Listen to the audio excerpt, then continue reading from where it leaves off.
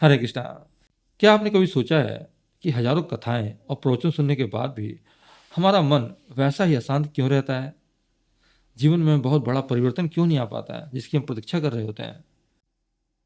वस्तुतः असली जो कमी है ना, वो ज्ञान में नहीं है, बल्कि उस गुप्त चाबी में है जिससे दिव्य ज्ञान का ताला खुलता है। और आज हम सीधे निविष्ठारण की उस पावन सभा में चलेंगे और जानेंगे कि कैसे हजारों साल पहले ऋषियों ने उस कोड को डिकोड किया था जिससे ज्ञान सीधा उनकी आत्मा में उतर गया। आज की ये चर्चा आपके जीवन की दिशा बदल सकती है। बस इस भाव के साथ अंत तक जुड़े रहिएगा। तो भक्तों, ज्ञान प्राप्त करने के लिए पहले उसकी तैयारी करनी पड़ती है।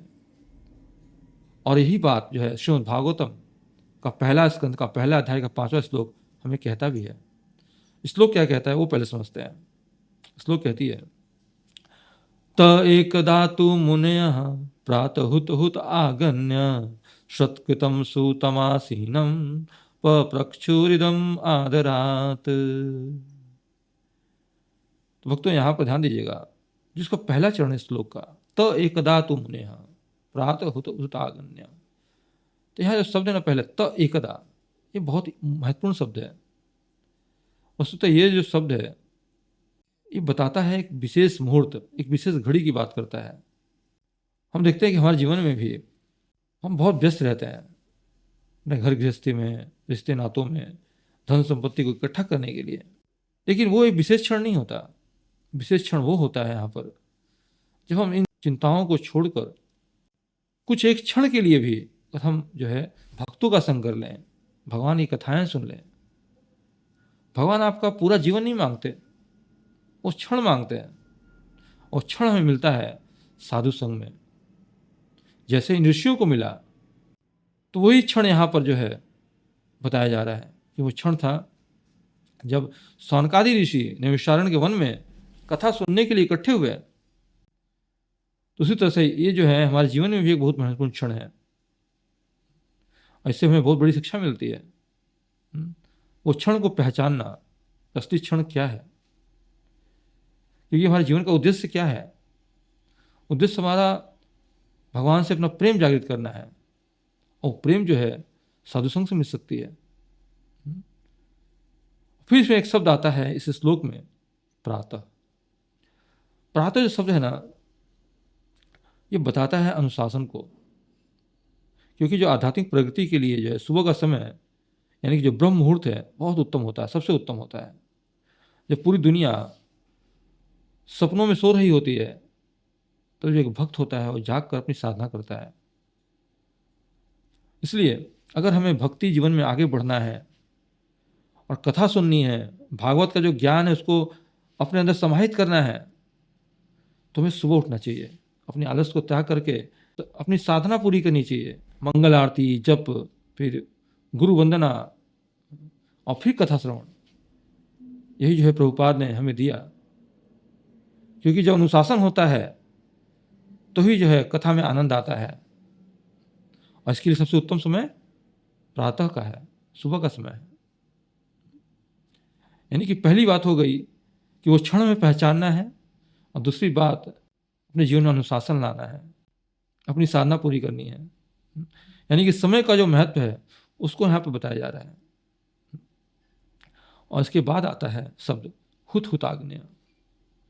इसका अर्थ है कि वे जो ऋषि थे जिन्होंने अपना नित्य कर्म, सुबह का जो यज्ञ है वो संपन्न कर लिया है। तो यहाँ पर एक बहुत बड़ा गहरा रहस्य है।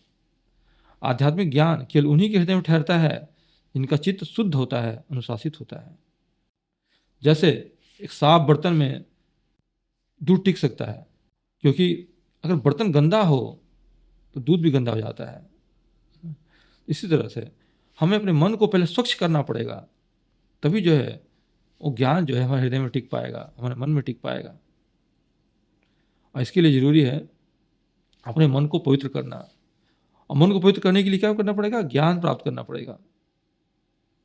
केवल वक्ता का होना काफी नहीं है, श्रोता को मानसिक रूप से और आध्यात्मिक रूप से तैयार होना पड़ेगा। यानी कि अपने मन को, अपने शरीर को तप की अग्नि में तपाना होगा। प्रभुपाद ने जो 4 नियम दिए, 16 माला दिए, 4 नियम वो क्या करता है? वो तपस्या है, यम नियम है, क्या करना है क्या नहीं करना है। तो हमें 4 नियम को फॉलो करना चाहिए और साधना करनी चाहिए, जप करना चाहिए, जिससे कि हमारा जो मन है वो शुद्ध हो सके, यानी जो बर्तन है वो तैयार हो सके।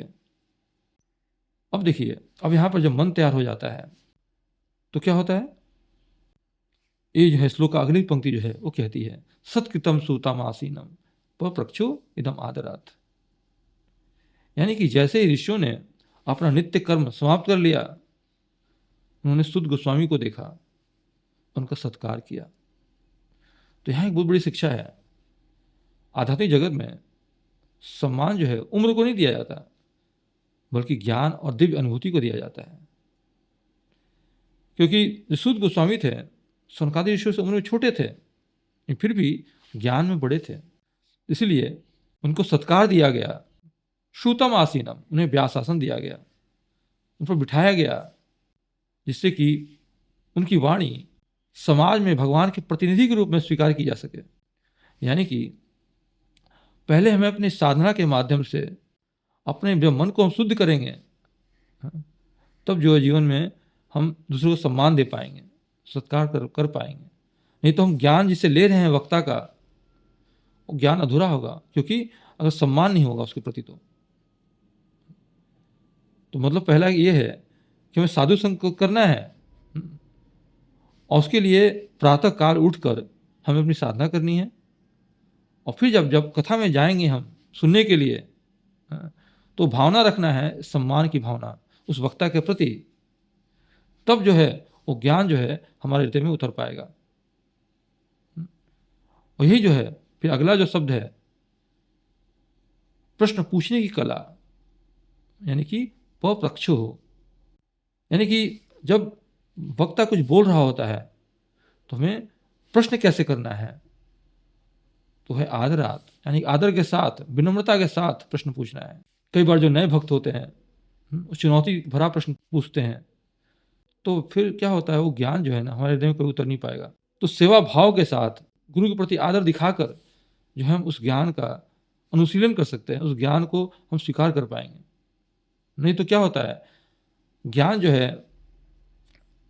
किताबों से निकल कर दिमाग में जा सकता है, हृदय तक वो नहीं पहुंचेगा, क्योंकि उस गुरु की कृपा नहीं रहेगी उसमें। इसलिए ये बहुत इंपॉर्टेंट हो जाता है कि हम प्रश्न पूछें, आदर के साथ पूछें, तब जो है वो ज्ञान हमारे हृदय में आ पाएगा।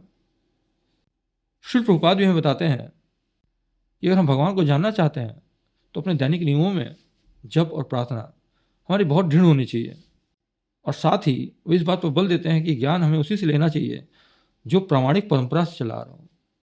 और एक सच्चा जिज्ञासु वही है जो महापंडित होने के बावजूद भी अपने गुरु के सामने एक बालक की तरह विनम्र होकर बैठ सके, क्योंकि बिना आदर के सुना गया ज्ञान कभी फलित नहीं होता। तो भक्तों, आज हमने सीखा कि अनुशासन और आदर ही दिव्य ज्ञान का आधार है। अगर वक्ता आसन पर है, श्रोता तैयार है, तभी जो है ज्ञान जो है श्रोता के हृदय में आ पाएगा। तो इस तरह से जो ये श्लोक कहता है कि सौनकादि ऋषियों ने बहुत ही आदर के साथ, बहुत ही विनम्रता के साथ जो है शुद्ध गोस्वामी को आसन पर बिठाया, और अब वे ज्ञान एक्सेप्ट करने के लिए तैयार है, लेकिन उसके पहले वो शुद्ध गोस्वामी का सम्मान करते हैं, उनका गुणगान करते हैं। अब जो अगला श्लोक है वो हमें बताएगा कि जो वक्ता होते हैं, यानी जो गुरु होते हैं, उनमें क्या गुण होने चाहिए और एक कथावाचक का क्या गुण होता है, वो हम अगले श्लोक में चर्चा करेंगे। हरे कृष्णा।